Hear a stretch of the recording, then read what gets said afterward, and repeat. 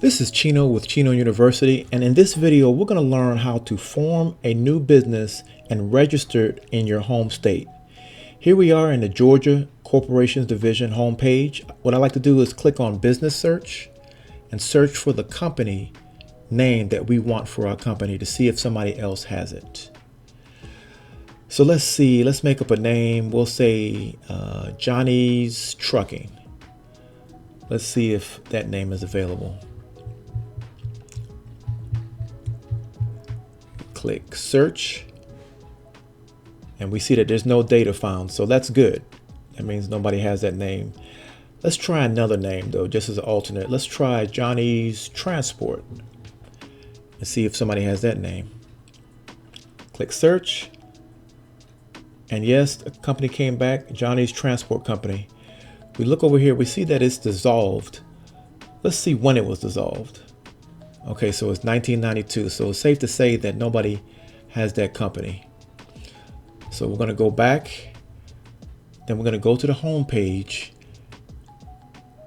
and we're going to click on Online Services, and then we need to create an account. So now what we have to do is put in your personal information, your name, address, email address, and for now we're going to use your personal email address, and you can always change it later. After you create an account, we're going to log in. I'll just log into my account, and we're going to click on create or register a business. On this screen, we're going to select I'm creating a new domestic business, because that's what we're doing. All right, so we click there. You could click this other option, but we're not doing that. So we're going to go ahead and select our domestic business. Consult with your accountant to determine should you be a profit corporation or a limited liability company. For the sake of this video, we're going to select limited liability company. Over to the next screen. Moving on right along, we're going to go ahead and put our requested business name. So let's go ahead and put Johnny's Trucking. That's the first one that we want to use.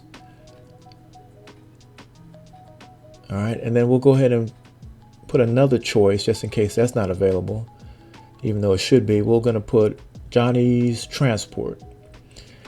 And notice I put LLC because you have to put LLC or incorporated, whichever structure you go for. We'll put another choice. We'll put Big Johnny's Transport LLC, just to have a third option. Okay. If we move on down here, let's look at the business purpose. We're going to select this NAICS code, and that's just a code that they assign to your particular industry, whatever it is you're doing. In this case, we're going to select, hit the drop down, and we'll select Transportation and Warehousing 48. We'll select that one. And then we'll select a subcode. And we're going to select, depending on what you want to do, general freight local or long distance. You know, you could choose long distance, and this way you could do both and cover yourself. It's not that big of an issue. So we're going to select long distance. The principal office address, you could use your home address. I don't. I use a UPS store address for all my mail, my mailing address, and also my physical address. That's just me. But if you feel comfortable using your home address, you can do so. So we're going to go ahead and just make up an address, put it in here.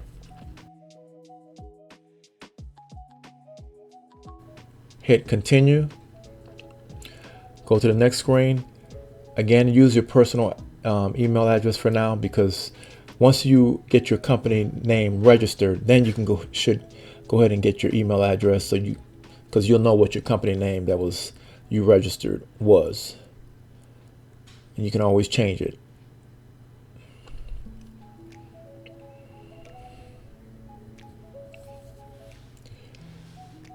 All right, then we're going to choose the organizer information.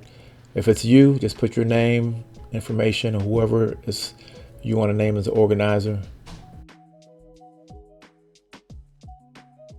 Go ahead and click add. We skipped a section. We got to create a registered agent. It's going to be the same thing. If it's going to be yourself, your significant other, whoever it is, will be the registered agent, somebody you trust. Just put all this information in.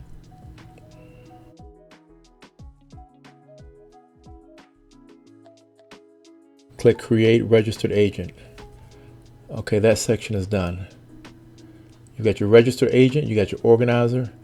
You're gonna check the box and then you're gonna sign as the organizer. Or if you want to choose another title, press continue. Just review the information and then you're going to click submit. Now you may or may not have to pay at this time. Maybe you pay later, but whatever it tells you to do. If you have any frequently asked questions, just click on it. Maybe you have some questions about this that you need answered. And that's it. Please like and subscribe and turn on your notifications so you don't miss my next video. Step 4, apply for your employer identification number. See you on the next one.